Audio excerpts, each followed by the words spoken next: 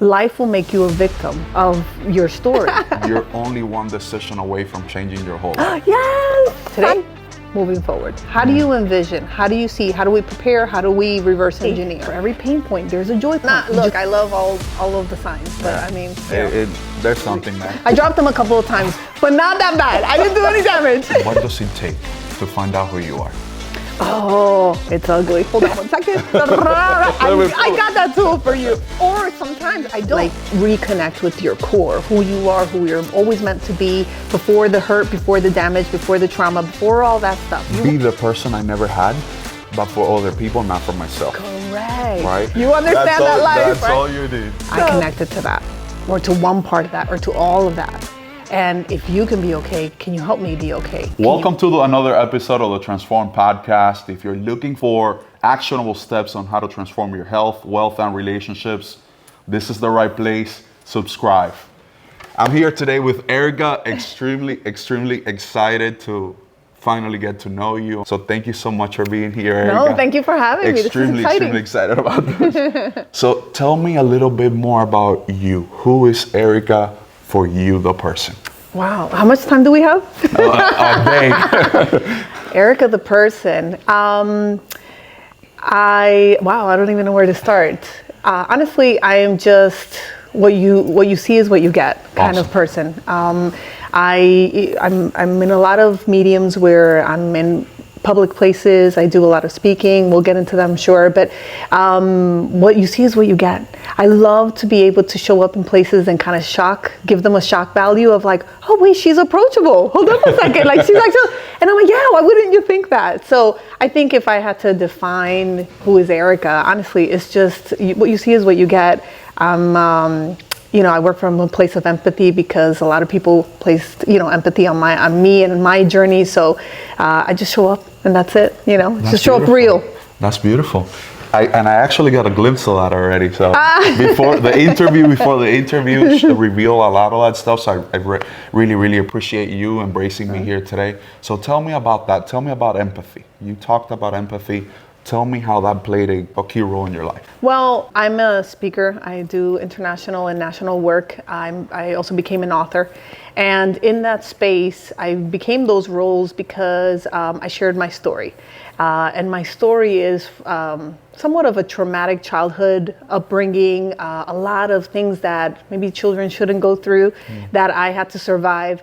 And in those spaces throughout my life, I've had a lot of people gift me with empathy, right? There's a lot of empathy given to me in those moments where I needed it the most. When I was going through things, when I couldn't really find my space, my way, my voice. And then a lot of people came into my life and said, I see you, you're good. Wow. You will be, you can be, you will become. And in those spaces, I was like, wow, it feels so great. So when I did finally fulfill the vision that people saw in me, I held it as a responsibility for me to pay it forward. And so when I show up with empathy, that's what I mean. It's just merely paying it forward for what people did for me. That is amazing. That is amazing. And I could relate. I somehow also had a traumatic upbringing. My dad was the typical, sometimes Hispanic parent. That's pretty tough. Yeah. Cookie style. Would drink, would lie, would cheat, all these type of things. And the relationship with him and my mom was not really cool. So I understand how that could define somebody's life. Yeah. And in my scenario as well, just like yours, we use that to fuel us to seek for a better life. Exactly. I always say in my speaking, in my coaching with my clients, life will make you a victim of your story, but it's up to you to decide. Am I going to put that victim card in my back pocket, right? Am I going to hold on to that title, or am I going to explore how I can become victorious? How can I flip this story? How can I become the author of my own story and not follow suit for what you inherited? And that's kind of the work that I did. And I agree with you with what you say, that sometimes, unfortunately, in our Hispanic culture, yo soy muy colombiana, muy paisa, and with a lot of pride for that. But sometimes in our culture, a lot of that roughness was almost a given. Like that's what you were expected to. Yeah, it's a standard. But I think our generation has gotten to a point where we're like asking questions like, do we really have to do it like this? Yeah. I have a 26-year-old son. Wow. Yeah. And I had to make that decision to say, do I really want to hand him this, or does he deserve a toolbox that allows him to grow in different ways rather than always surviving your life? And so whenever I change the narrative for myself, I change the narrative for my son. And now I've seen the fruits of that decision with my own son. Breaking the generational chains, right? Yes. So great point. And because you coach this, I want to ask you how a person that has been victimized avoids becoming a victim, right? How do you empower yourself with this bad stuff you have been given to ignore it and say, I don't want this for my life. I want to become better than this. I will not become my parents. How do you get it done? Well, I loved how you used, how do you ignore it? Ironically, my coaching business is called TPE, and TPE Coaching and Consulting, and it stands for the pink elephant. And the reason why is because we all have this big pink elephant in our lives that we ignore. And my approach to it is no, the idea is not to ignore it, it's to acknowledge that there's a big pink elephant in the room, and when you acknowledge it, you can deal with it. In my particular case, I didn't want to ignore my past. It built me to who I was. And so in that understanding, I was able to get the golden nuggets that were of value, because I didn't go through all these trauma and all these things that happened to me just to not learn anything. Like, it would be a waste. And when people ask me, I have a book, ironically called Without a Voice. A woman's journey to resiliency. And they're like, how did you even? And I'm like, because I chose to change the narrative. I chose to embrace what happened to me, the good, the bad, and the ugly, and pick out the good things in it. Because I always say, for every pain point, there's a joy point. You just have to look for it. So I grabbed all my joy points, and then I used that to lay the foundation of where I am right now. My happiness today, my resiliency, my everything is my choice. And I chose to be happy. I chose to change the narrative and use the foundations of those hard, difficult times to build and rise from above it. Awesome. So if I heard you right, you're only one decision away from changing your whole life. Yes, I love that way. Yes. Amazing. That's it. That's exactly it. What was the tipping point for you? So the tipping point for me, I actually had two. Good. One was I was a young mom. I love saying my age because it cringes people. They're like, oh, why did she say her age? She's not supposed to talk. But I get to be 49 this year. Okay. Wow. And I say that because I've lived on my own since I was 14. Right. So when you put that into perspective, you're like, ooh, I get why she says I get to live that. And I became a mom very early on in my life. I was a mom at 23. 21 here. Oh, okay. Yeah. All right. We did it. We did it early. But that was my tipping point, my first tipping point. Why? Because it gave me purpose. Because now I brought another human being to this life that looked up at me and said, do you got me? Do you have my back?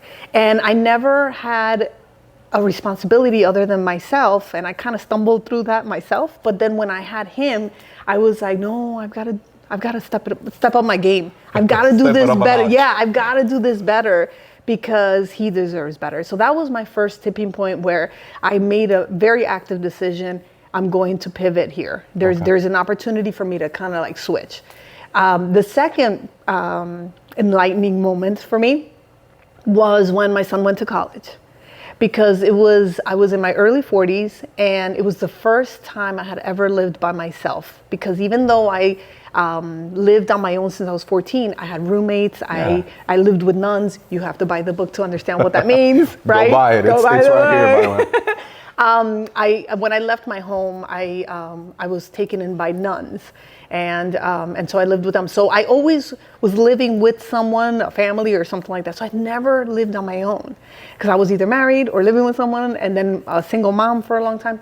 So at my early 40s, I'm sitting in my apartment by myself. I had just finally moved into this new place by myself. My son was at Florida State University. Wow, empty nester. So I'm sitting there like, oh my God, Oh my God. Like, what do I do now? What am I supposed to do? I had gone through my final divorce and I was just like, oh my God, what am I supposed to do? And that was another shift for me because I understood that I had played the role that I had embraced, which was being a mom, whatever that looked like, tough, good, bad, ugly, right? I did a great job, and I give myself credit for that because what I see in my son today, I'm like, oh my God, I can't believe I dropped him a couple of times, but not that bad. I didn't do any damage. I had a joke with my mom because as a little child, you just reminded me of something that's very dear to my heart. Last year, I lost my mom, just to give you some insight on that. And I had a joke with my mom because she told me a story that as a 7 or 8 month old baby, she was walking and all of a sudden hits a rock and, I fell out of her arms. Oh. Real story, by the way. And I said, that's why I have so many problems. Because you dropped me as a child. Right. So that was funny. You just brought me there. I'm sorry I interrupted. No. That's a beautiful connection, right? Yeah. Because that's what it's all about. It's about connecting our stories. But yeah, I realized at that time that I had fulfilled my role as a parent. And I felt like I did a great job, but at that time, then I had to look inward. Now it was the role of, who is Erika? Literally, I sat in front of, and I'm looking over here because I'm like, I sat in front of the mirror and I'm like, who are you? You've been mom for so long that I didn't even know I was Erika. And then I started to peel the onion back to see who this chick is, right? And that was another huge turning point for me. Just kind of going inward and finding out who I was so I knew how I was showing up. I love it. And because I love it, I want to ask you, what does it take to find out who you are? Oh, it's ugly. I know, but tell me about that experience. I'm in that process as well. I've been fortunate enough, I guess, to be on that journey early on in life, but it's tough. And sometimes you find yourself, or you feel you find yourself, and then you're totally lost again. Yeah. So how did that go for you? Well, I'm a very big believer that it's so easy for us to look at our journey and our story and our history and point fingers this way. Mm-hmm. They didn't do this, that, right? You're sitting there shooting like this. Victimizing yourself again, right? Yeah. You're accepting the victim title, but you're doing this. The inner work that it takes for you to change who you are and finally reconnect with your core, who you are, who you're always meant to be, before the hurt, before the damage, before the trauma, before all that stuff. You come preset as someone that's supposed to be divine. You have an amazing destiny. You're supposed to be here for a legacy, not your resume, right? Yeah. And so, but we lose that in the traction of life. And I think it's important to do the inner work and go back and connect to yourself. But the tool to do that is switching this to this. So yeah. So going inside. And this is super hard. And it's not so much going inside as much as it is, how much of this can I take responsibility? Perfect example. And I don't know if you've already done this, but again, I come from a very traumatic childhood. And for years, I was like, they did it. They did it. They allowed, they did, and they caused, and they being my family. But when I took ownership and I simply said, not physically because I don't have that relationship with some of them, but when I looked at my family and I said, thank you for what you did with what you had. I've got it from here, right? It's about going back and healing. You're the only one that knows what's missing, what wasn't done for you, what was done wrong. So you're privy to all that information. So why wouldn't you go back and fix that yourself instead of blaming what wasn't done? So for example, I don't feel like I was loved and given affection enough, right? I was starving for it. So what happened was you bring that unresolved issue as a child into your adulthood, and then you're seeking it in the wrong places, right? You're showing up. I always say you show up with a half-empty cup, and you're like, "Can you fill it for me? Can you fill it for me? Can you?" And you're always begging for that. Whereas the resolve is fill your own cup. Be full of yourself. Be full of yourself so that when you show up to a relationship or to people or to your family, everything else is the cherry on top. And being full of yourself is going back and healing those parts that you know were missing. I went back And from that starvation of wanting to be loved, I loved myself. Yeah. I went back and I gave myself what I wanted. I reconnected with my inner child. I bought her the toys that she always wanted that she didn't get. I mean, I'm serious. I do the physical and tangible solutions and resolves to the things that sit back there in my mind in the past, right? There was a doll that I always loved and I always wanted and I didn't get it. You know, my sibling got it. And so about 5 years ago, I bought it for myself. Found it on Etsy and I bought it for myself. And it was like I was connecting back to that little 8-year-old that always wanted it. And it was always back there. Do you understand what I'm saying? Absolutely. Did it bring the same amount of joy? No, it was different. It was actually, I feel it was more powerful because not only did I get what I wanted back then, but then now it came with a tool I can apply to my life. Now I'm looking at it from the lens of a grown-up, right? What do I do with that? There's an understanding that happens as a grown-up that you're just like, wow, it was simply that easy. It was that easy that all I had to do, instead of saying, my mom never got me this or my dad never got me this, no, I got it for myself. And that empowering feeling that you get when you resolve the issue for yourself, it's like, check, oh my God. It empowers you too, right? It does. It empowers you to say, what else can I go back there and resolve? Right? Now you're like hungry to go back there and say, what else did I transfer over into my adulthood that I can fix? Quite interesting. I had never seen it that way, by the way. I have done some work on trying to be the person I never had, but for other people, not for myself. Correct. Right? Well, that's where the inner work lies. We're so ready because when we grow up hurt, when people have hurt us, we want to help others, right? Right. Our pain turns into this insatiable desire to help other people. Right? So we're like constantly like, I want to help, right? Because yeah, you're right. You don't want other people. But where are you in that mix? Where do you leave yourself off in that process? So it's about time out. I'm going to take care of this one.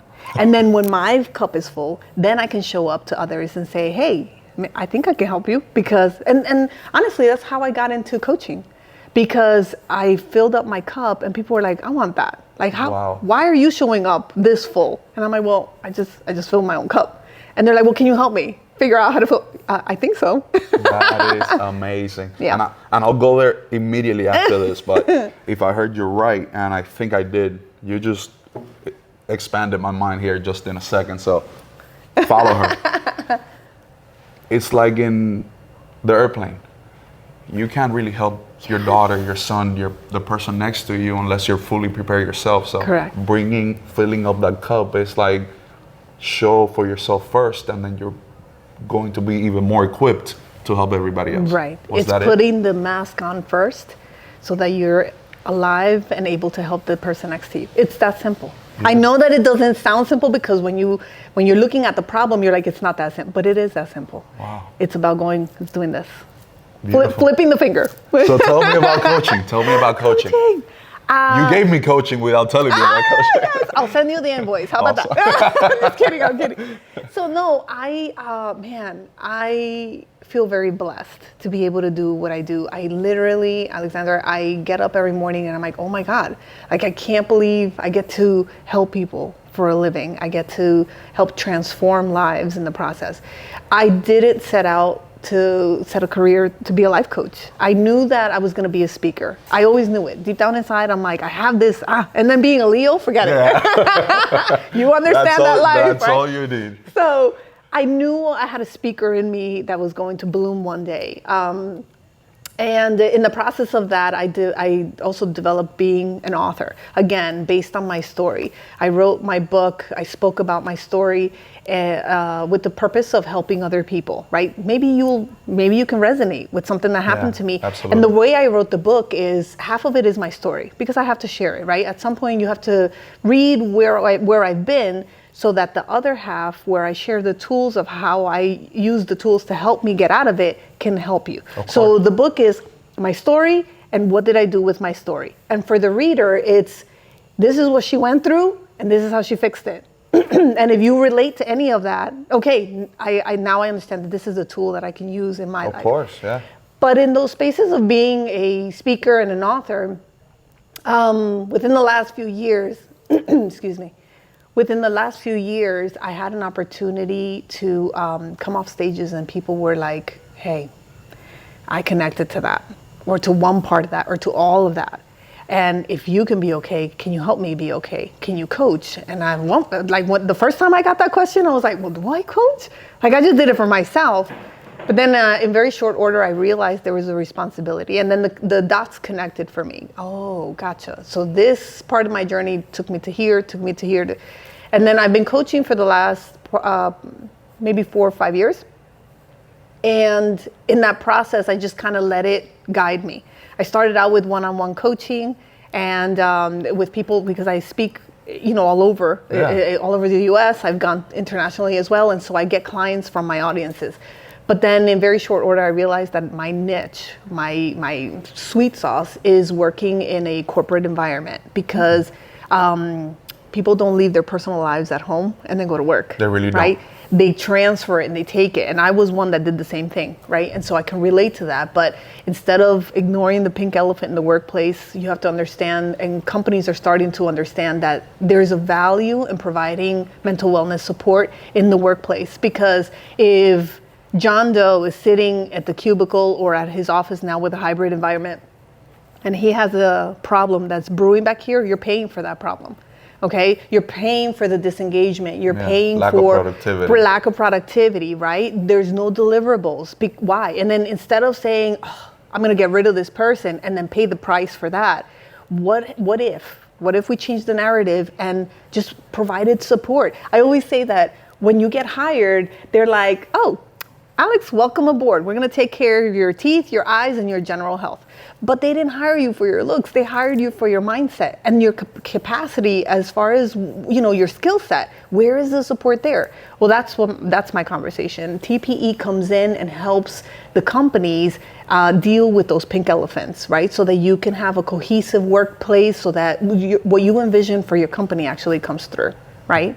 That's so valuable. Mm-hmm. As a matter of fact, I read a book. You just keep bringing me back to these things, right? You probably heard about it, Irrational Hospitality. No, I haven't. Okay, it's this phenomenal book by a guy that ran one of the most successful restaurants here in the U.S. Okay. Madison Park in New York. And he speaks, one of the key takeaways I took from the book is that one of the most successful restaurants he worked for had the philosophy that the leader was fully centered around the people that worked for him. Before the client, before the providers, before anyone else, it was the people that worked for him. Because if he took the time to develop his people, to encourage his people, to make sure his people felt the best possible way, inevitably that would lead to them providing better service to their customers, to the people that came in, to their peers, and it totally transformed the business. So I could see that. I could definitely see that. Take me then, because you gave me, I got a little lost in the timeline, and that's my fault. That's okay. Book, speaking, then coaching, or what came first? What came first was 11 years ago, a good friend of mine, she's like a mom to me, nominated me to share my story to a women's group in Boca Raton. I say it in Spanish. That's hilarious. Boca Raton. Es Boca Raton, proud. Right? Yes, yeah. Boca Raton. Boca Raton, right? She nominated me, and I was like, "What are you, crazy? I just shared my story with you. I'm not a speaker, but I work really well under pressure." And she said, "You don't have an option. I've nominated you." And my speaking career started that day. I presented my story. We cried through it. We laughed through it. But then that day, I recognized the impact I had on those women and the impact they had on me. And at that moment, I realized there was a speaker inside of me. So my speaking career started about 11 years ago. And then in 2020, I finally launched my book, which everybody was like, we keep hearing your story, but there's so much of it. And I want the details. Yeah, exactly. The nitty and gritty. And so I started it 3.5 years, and then I finally launched it in 2020, Without a Voice, A Woman's Journey to Resiliency. And then that kind of took off. Prior to that, I actually had done a TED Talk about my life called When Breaking Points Lead to Empowerment. Wow. And it was kind of like a synopsis of my life. But so I'm sorry, the timeline is speaker, TED Talk, book, and then coaching. Wow. And then, each one has kind of like led me to the next. So I have no idea what the universe has in store for me, but I'm open. More coming. Yes, only 49 years young, right? Yes, exactly. So you gave me two words there that I loved. One of them was push, and the other one was, I just lost it there for a second. It was push. Anyhow, where I wanted to go was how important it's to have somebody in your life that gives you that little push. Wow. The other one was, I was not ready. Yes, I was not ready. Is it important? Is it really important? 100%. Okay. I'm just trying to figure out, because there's been so many people pivotal in my journey, in my career, in my personal life. For example, I've been through relationships before, and I was so concerned and so consumed about trying to fit myself into those roles that I had no role of my own. And when I got into the relationship that I am in now, I recognized the value in what it looks like to be in a relationship where you feel like you're yourself, and then in that process you have this amazing support of your partner that says, I got you, like you're good, like go fly, right? I got you. And he's done that for me, and it has been a game changer for me, because in that space of having that support from him, from home, from my core, right? And my son, of course, he's my biggest cheerleader as I am to him. But in having that support and that push from home, I was able to kind of like fearlessly launch. But in that process about pushing, I've also had countless mentors myself and coaches that I still work with, because again, for as much as you think when you look, it's happened here. I've had you interview tons of people all the time. You meet people in your line of work all the time, yet we're having a conversation that you're like, wow, light bulb. Right? Yeah. That's what mentors and coaches do to you. It's not that they have the answers. It's not that. It's an accountability partner that allows you to kind of like navigate these weird places you've not allowed yourself to navigate, and give yourself permission to be pushed, right? And to added explore. Perspective too. Yeah. And about not being ready, I love the fact that you pulled that, because you're never ready. You're never going to be ready. It's never the right time. But it's about pushing yourself past that. Just do the stuff. Just do it. I have a mentor that gave me one of the best advices. And she was like, don't wait until you're ready to show up. Just show up, because in that process of showing up, you'll figure out how to get ready. And that, when I tell you, it's the biggest golden business nugget I have ever received. And it's because we always think that we show up as a business. I got something to sell you. I've got something to give to you. I got something that you need, right? I. With TPE, I learned very quickly and very early on, especially because of this mentor, that I have a big toolbox, a huge toolbox that I've acquired throughout my life, but I don't know what you need. Right. So I'm going to show up and say, talk to me about what you feel. What can I help you with? What can I help you with? And then when you tell me that, hold on one second, I got that tool for you. Or sometimes I don't. Yeah. But in most cases, I do have the tool, but I don't show up saying, I'm going to help you. I'm going to make, no. I'm going to show up and say, where can I assist? Where can I support? And then in that conversation, we can explore if or if not, I can help. But I think it's about showing up even if you're not ready. That's so powerful. That's really, really powerful. So tell me about, I always like to ask this question because it's, I don't know, I really enjoy it, I guess. Tell me about a misconception, something that's totally fake, but people tend to believe, that in your field that you would like to debunk. Well, look, life coaching is not a new concept, right? But it is a new concept. I think the first time I heard about life coaching was 25 years ago. I had a friend, she's like, I'm going to be a life coach. I'm like, what is that, right? But nowadays we have seen the value, and sometimes people have this misconception that, is it a therapist? Is it a life coach? What are you? Like, where are you? And I would love to clear that up because I got my certifications because I felt that there was a need for me to, educate myself on how to show up prepared. I thought I had a lot of tools, but in getting certified and getting the education, I realized there was a lot of infills that I needed to put in. But the misconception about what's the difference between a life coach and a therapist is that we're here. This is today, right? A therapist or a licensed professional takes you from today back. Anything from today back that needs resolve, go see a therapist, go see a psychologist, go see anything that deals with today and back. And a life coach is today, moving forward. How do you envision? How do you see? How do we prepare? How do we reverse engineer? And so in most cases, we collaborate with therapists, with licensed professionals, because you're dealing with two different aspects of someone's life. You're dealing with the past, and then we're dealing with the future. And in that space, you're helping an individual deal with and bring resolve to move forward. And so the debunking is that, do I really need a life coach? Yeah, sometimes you do. I always associate it to the gym, right? I wish I had more time to go to the gym, but I don't. But I have been, and I know that I can go to the gym right now and show up and do a couple of exercises, maybe do some weights, maybe do a cardio class, and then I leave, right? But then tomorrow I'm gonna get up, I'm like, I don't feel like going. And then I'll make an excuse, and then I'll go back maybe a month later. And then I don't see results.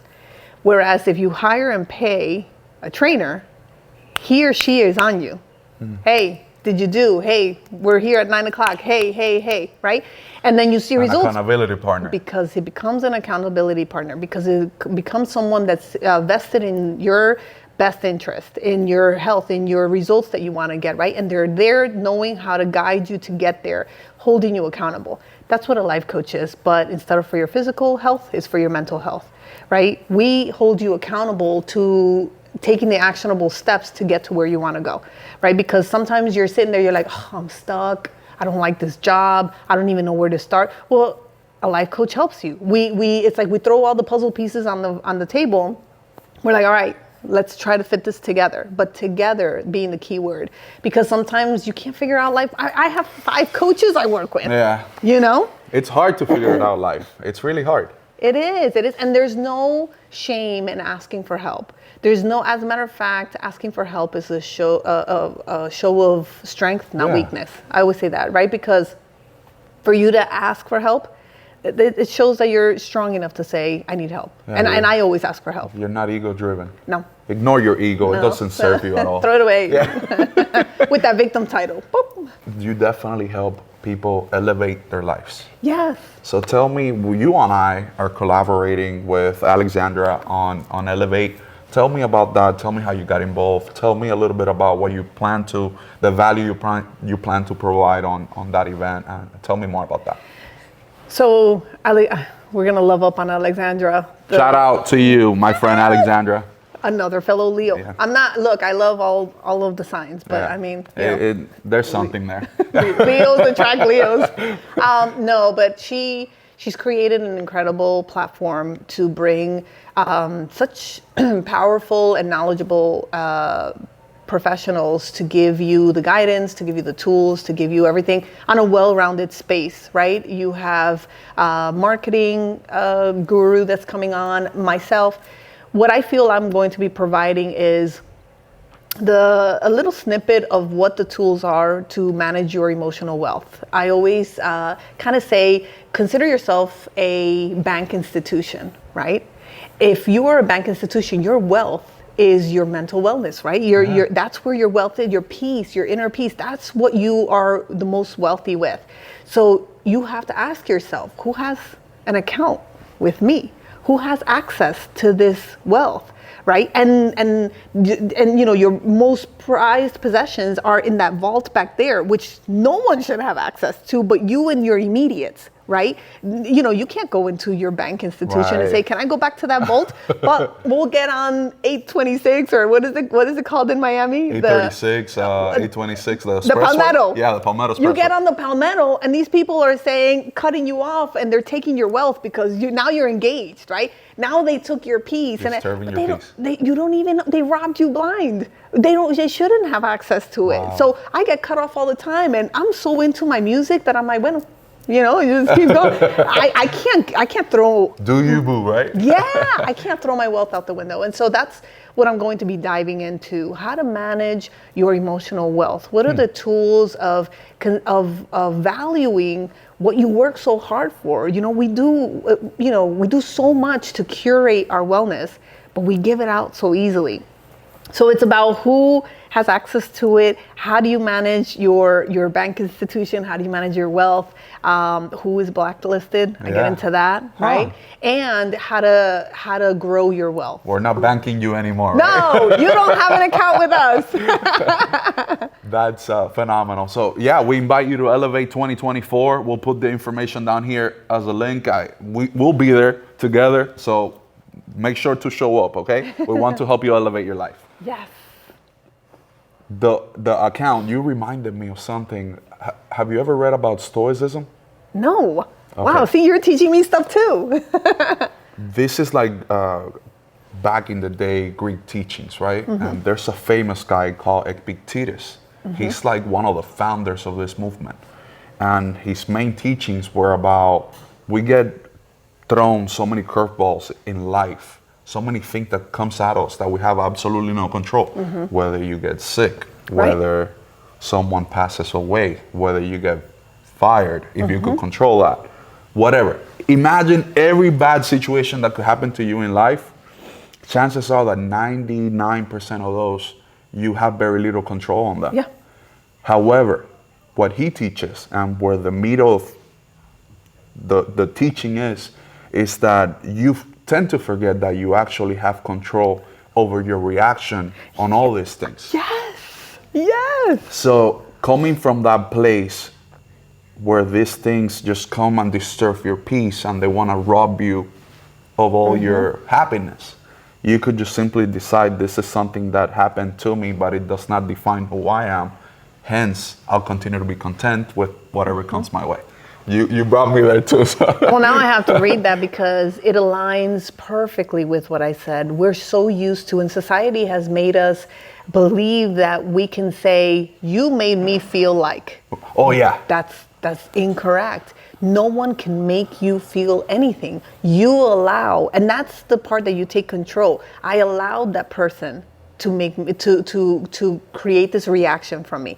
I allowed that person in to invoke that, right? And in that space of owning that, you empower yourself, because then now you know for the next time, no, I can control this. That person can poke at me, but again, going back to the bank institution, you don't have an account here. And that's how I treat every interaction in my life. You don't have an account here. And for me, it's super important because even our family does that.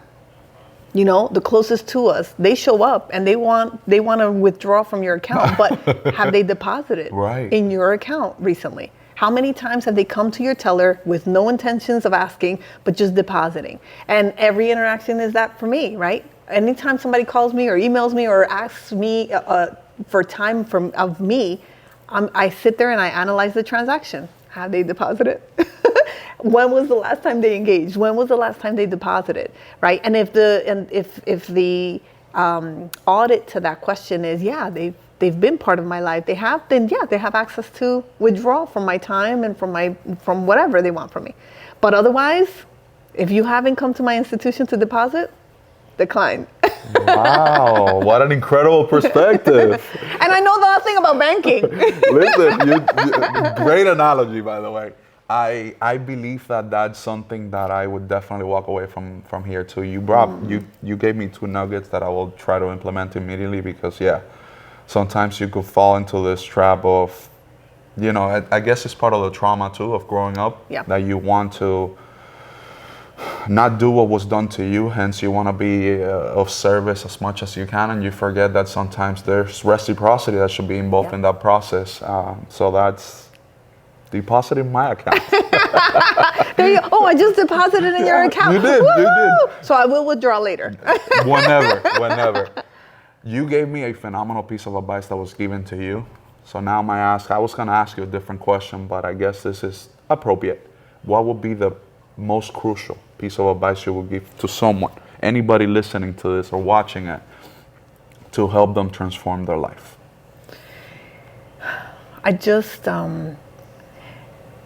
did a presentation for a company in Cancun a couple of weeks ago, and their takeaway was exactly that question.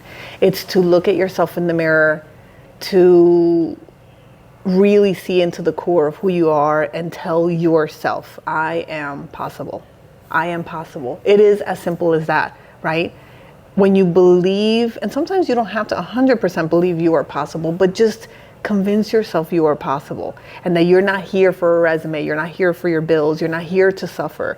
You actually have a choice to how you present yourself to life. And in that choice of presenting yourself to life that way, then life reacts to that energy. I'm a big person of energy, and I feel that when I was showing up to my life as a victim, I got more reasons to be a victim. Life just kept giving me, the universe kept giving me more reasons to be a victim.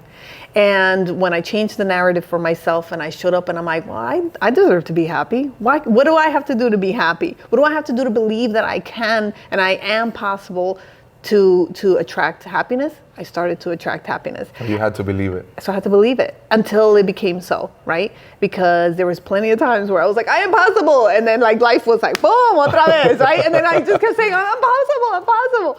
But it's about believing that you are worth it, that you are possible, and that you deserve to have everything you desire in your life. You just have to become it first so that you attract that. You know, you and I have Alexandra as a mutual friend. We attract that energy, right? The hustler, the networker, the business owner, the go-getter. We attract that because we became that. And so that's my takeaway. Become what you want to attract, and it is possible because you are possible. Yeah, you're possible. We definitely believe you're possible. Erika, this was phenomenal. I really, really appreciate it. How do we find you? Everywhere. I'm very active on social media, LinkedIn, Instagram, Facebook. We'll put them all here. Websites. Everywhere here. Pop. And nothing, make sure to follow Erika. She's an incredible person, incredible individual. What she's trying to accomplish would definitely help you transform your life. Friend, thank you so much, and I really appreciate it. I'll see you around. Yes. And see you at Elevate, okay? Cut. Eso! Oh, this is awesome.